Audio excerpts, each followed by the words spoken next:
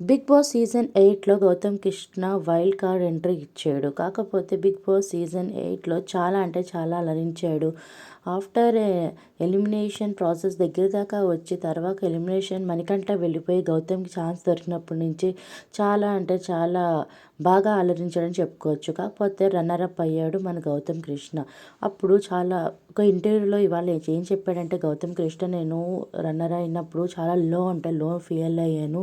కానీ రామ్ చరణ్ గారు దగ్గరకు వచ్చి చెయ్యి వేసి మీద బాధపడొద్దు గౌతమ్, మా అమ్మగారు బిగ్ బాస్ సీజన్ 8 చూస్తూ ఉంటారు, నీకు చాలా పెద్ద ఫ్యాన్.